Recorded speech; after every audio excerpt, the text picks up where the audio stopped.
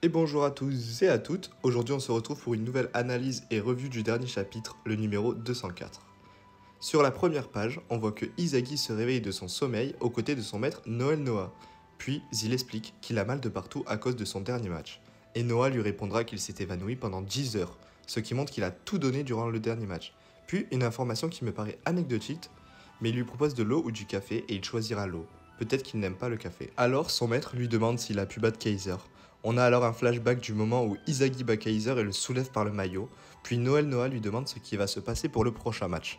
On a donc une planche où Izagi dit qu'il va battre Kaiser avec son propre but, puisqu'ils ont annoncé leur rivalité au chapitre précédent, et développe un peu plus la métavision, mais dit que ce n'est pas suffisant pour le battre, et a donc développé aussi à manipuler l'esprit du héros. C'est-à-dire que chaque joueur se voit comme le protagoniste du match, et arrive à les manipuler grâce à la métavision. Il utilise donc cette technique à son plein potentiel, puis dit enfin qu'il va encore s'améliorer pour pouvoir le battre complètement au prochain match. Et tout d'un coup, de nulle part, on a le droit à une grosse révélation. Noël Noah explique que Izagi lui rappelle un ancien coéquipier, qui n'est autre que Ego, le créateur du projet Blue Lock.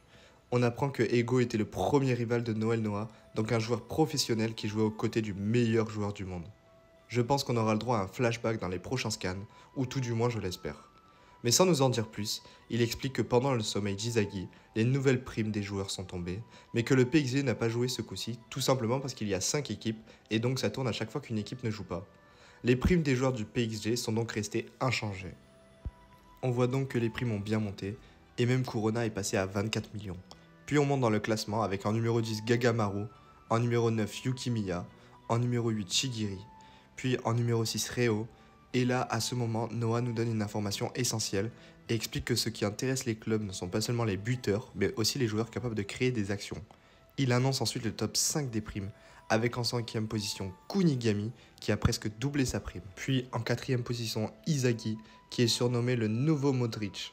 Ce qui pour moi prouve que Izagi ne sera pas un buteur, mais bien un milieu offensif. J'ai fait une vidéo dessus, je vous invite à aller la voir.